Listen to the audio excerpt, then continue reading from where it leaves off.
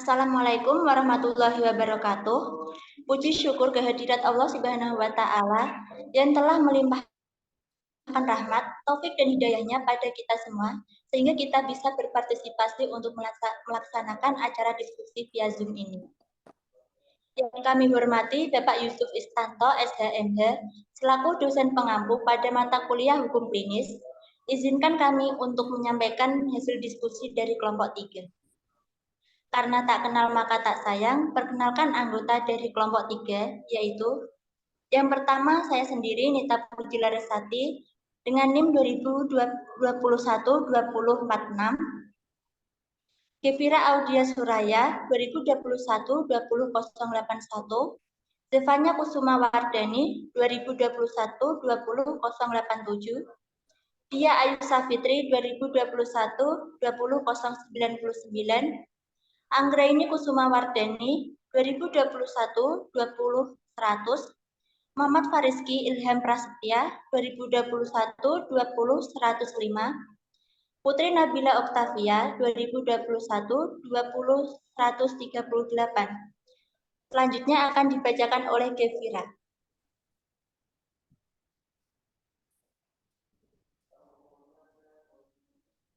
Kasus Wan Prestasi. Hermanto sebagai penggugat atau pembeli, Norohimah sebagai tergugat atau penjual. Objek jual beli sebidang tanah dan bangunan SHM nomor 1125/Demaan dengan luas kurang lebih 165 meter kubik.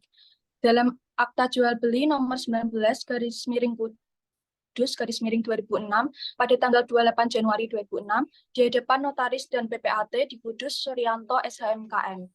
Norohimah tidak mengosongkan dan menyerahkan rumah kepada Hermanto dengan alasan belum memiliki tempat tinggal baru, kemudian meminta kepada Hermanto agar sementara waktu dapat tetap tinggal di rumah objek sengketa tersebut dengan sistem sewa-menyewa atau kontrak.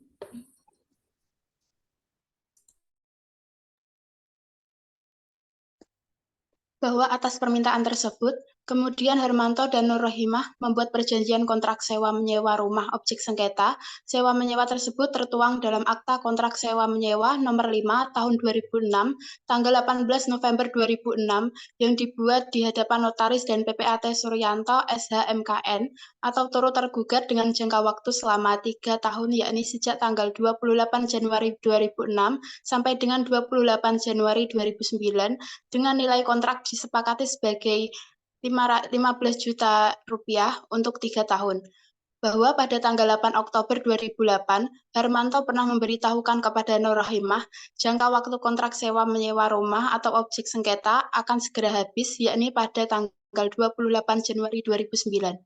Bahwa atas permintaan tersebut, Norohimah kemudian meminta waktu hingga tanggal 5 Februari 2009 untuk mengosongkan sendiri objek sengketa yang disewakannya tersebut.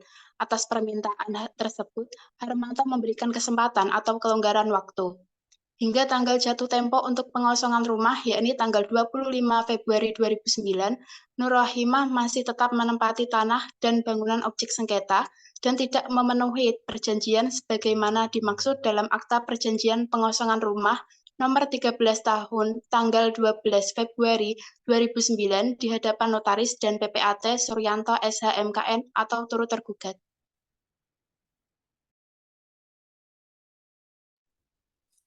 Analisis kasus. Pelanggaran kontrak sewa-menyewa, yaitu Norohimah melanggar kontrak sewa-menyewa dengan tidak mengosongkan rumah pada waktu yang telah ditentukan dalam perjanjian. Hal ini dapat dilihat dari surat teguran yang telah diberikan oleh Hermanto. Kewenangan pemilik sah, di mana sebagai pemilik sah atas tanah dan bangunan tersebut, Hermanto memiliki hak untuk menuntut pemenuhan kontrak dan pengosongan rumah oleh Norohimah. Denda dan gugatan, yaitu dalam kontrak terdapat klausul mengenai denda jika Norohimah tidak memenuhi kewajibannya. Selain itu, Hermanto memiliki hak mengajukan gugatan hukum untuk menyelesaikan sengketa ini di pengadilan. Bukti-bukti, di mana dalam proses persidangan, bukti-bukti seperti dokumen kontrak, surat teguran, dan komunikasi tertulis lainnya akan menjadi penting untuk mendukung klaim Hermanto.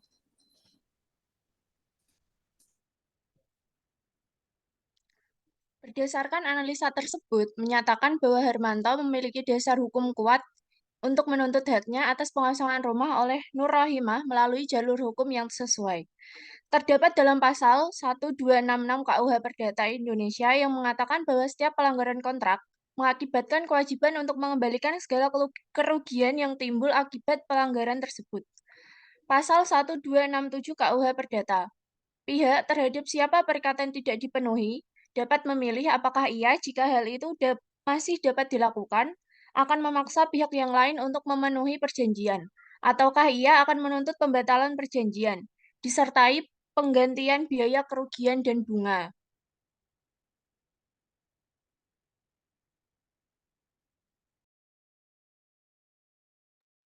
Langkah-langkah. 1.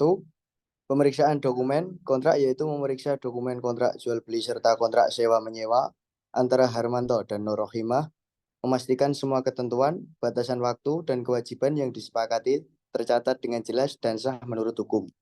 Yang kedua, surat teguran, di mana mengirim surat teguran resmi kepada Nur Rohimah memberitahukan bahwa ia telah melanggar kontrak sewa menyewa dengan tidak mengosongkan rumah pada tanggal yang telah ditentukan.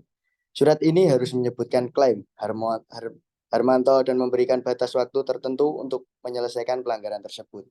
Yang ketiga, mediasi, yaitu mengupayakan mediasi antara Harmanto dan Nur Rohimah untuk mencapai penyelesaian damai tanpa melibatkan proses hukum lebih lanjut, dapat dilakukan oleh mediator independen atau melalui lembaga mediasi yang diakui.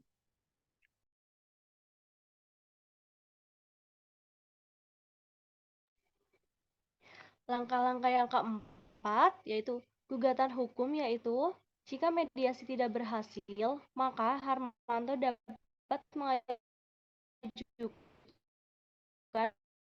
gugatan hukum terhadap Nur Rohimah di pengadilan. Gugatan harus didasarkan pada pelanggaran kepastian kepemilikan atas tanah dan bangunan yang sah. Yang kelima, persidangan, yaitu proses persidangan dengan hati-hati dan bukti-bukti yang mendukung Harmanto, termasuk dokumen kontrak, bukti-bukti pembayaran, dan komunikasi tertulis lainnya antara kedua belah pihak. Yang keenam, eksekusi, yaitu jika pengadilan memutuskan untuk mendukung Harmanto, maka langkah terakhir adalah melaksanakan eksekusi untuk memaksa Nur Rohimah mengosongkan rumah dan menyerahkan kembali kepada Harmanto sesuai dengan putusan pengadilan.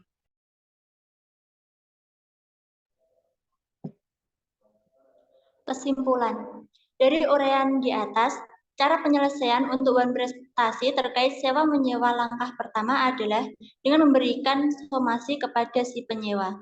Jika langkah tersebut masih belum dipenuhi, kewajiban si penyewa yaitu mengosongkan rumah objek sengketa, maka dapat diajukan gugatan di pengadilan negeri terkait dengan beban prestasi di mana tuntutannya berupa 1.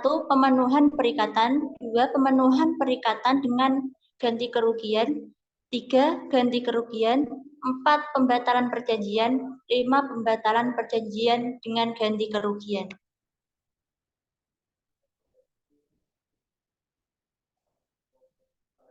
Demikian hasil diskusi dari kelompok 3, semoga bermanfaat. Kurang lebihnya mohon maaf. Wassalamualaikum warahmatullahi wabarakatuh. Waalaikumsalam warahmatullahi wabarakatuh.